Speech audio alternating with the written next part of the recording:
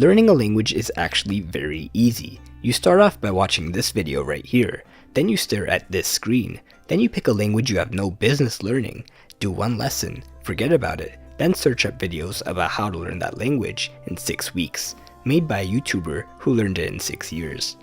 But if you want to actually learn a language, you have to make sure you're not doing it for the wrong reasons. Sure, if you learned a hard enough language, it would probably impress a lot of strangers, and it would probably get you a lot of views on YouTube. Subscribers too. I think some people even make money from it. But if you're a beginner, you should really be picking a language that's easy enough for you to actually enjoy learning it. You shouldn't pick a language if you're going to treat it like a chore. So, to maximize your chances of success, here's a chart of some popular languages ranked by how much time it takes for an English speaker to learn them. If you're not sure what language you should start learning, I would just pick either Spanish, French, or Portuguese. Not only are they the easiest for English speakers, but many countries speak one of these as an official language. I don't know why, but it's probably just a weird coincidence. However, if you do want to go for a harder language, it is possible. Just remember to ask yourself, do I really have the right motivation? For example, wanting to understand anime is not going to motivate you to learn Japanese for more than a day. However, my friends speak Spanish and I want to understand them is a pretty good motivator, because that's probably why they made a group chat without you. Some people have to take a language class for school, but that by itself is not a great motivator, because your finger might slip and you might accidentally paste all your assignments into deep L. However, the British invaded my country and I need English to survive is the perfect motivation to start learning English, and so far it seems to have been a huge success. So now that you've picked your language, it's time for the easy part, which is learning it. Usually, people on the internet will tell you that the fastest method to learn any language is to get a language partner, or a tutor, or a friend who's willing to sit down with you and talk to you like a baby until you start picking up words and sentences. And while this is probably the fastest way, it requires human interaction. So instead, here's a method that you can do all by yourself, at home, to become fluent in a language. The first step is learning the basics. This is actually a very easy step, but many people try to skip it by doing 1 or 2 Duolingo lessons. Other people get stuck on the language learning side of YouTube, watching 138 videos about how to learn Korean, none of which include a single word of Korean. But the whole time, all you really had to do was find a beginner textbook for that language that has practice exercises for you to do.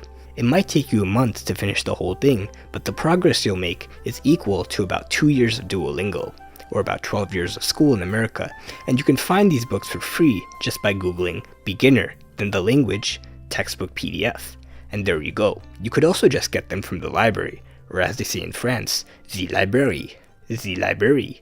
Isn't the library fun to say? Imagine if you googled it. Once you finish the beginner book, it's time to practice listening. You don't even have to worry about speaking right now, because first, you need to learn what the language is actually supposed to sound like. The easiest way to do this is by watching YouTube videos in that language. The idea behind this is that you're not going to understand everything, but by looking at the video and using context clues from what you do understand, you can slowly pick up the language without even realizing. This works especially well because every language only has a few thousand words that are actually used in regular conversation. So over time, you'll start recognizing the same few words and phrases in every video you watch. And you can really pick anything to watch, as long as it's interesting and you can understand at least 30% of it. If you put on a video and it sounds like gibberish, it's not your fault, they're just talking too fast. This is probably because they're trying to gatekeep their language. Do not let them do this. To fix it, just go to the YouTube search bar and add the magic word easy. And just like that, you get served up a bunch of videos that you can understand. Automatic captions also help a lot, because you can rewind and look up the words you don't know. There are even websites like Reverso Context, where you can look up a word or phrase and actually see it used in a real sentence. But whatever you do not turn on English subtitles. Many people who try to learn Japanese, for example, watch anime.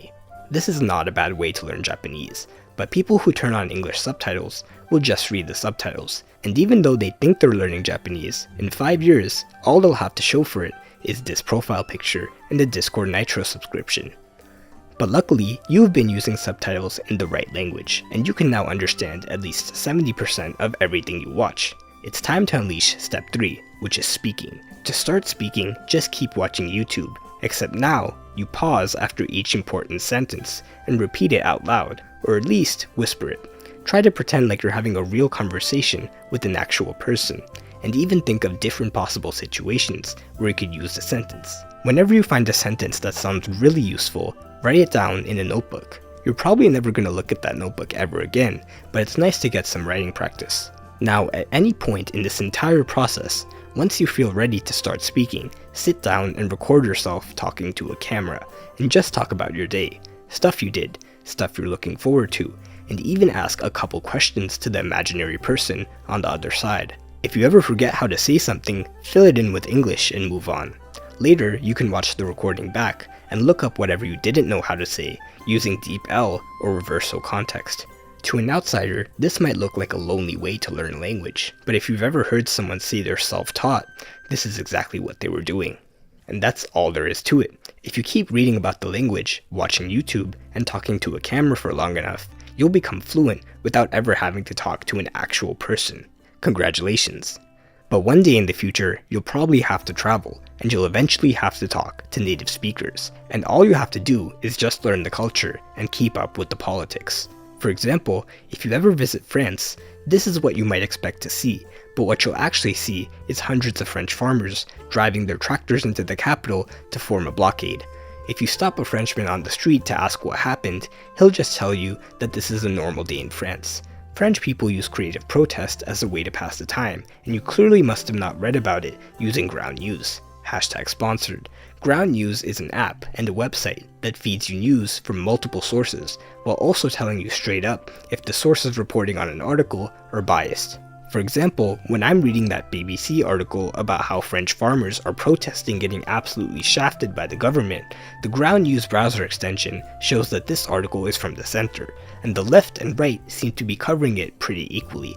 If you click on full coverage, you'll see that 306 sources are covering this story, and there's a summary from each political viewpoint. The Bias Insights feature tells you how the left, right, and center are reporting on the story differently. You can even see tabs showing your bias distribution, the factuality of the sources, and who owns them. But what I do most often is compare headlines. This article makes the protesters look like angry, manure-slinging traffic blockers, while this article makes them look like strong, revolutionary heroes. Very interesting. I recommend browsing the international edition so you'll never have to look confused in foreign countries. Just go to ground.news/easyactually or click the link below, and you'll get 30% off their unlimited access Vantage plan today.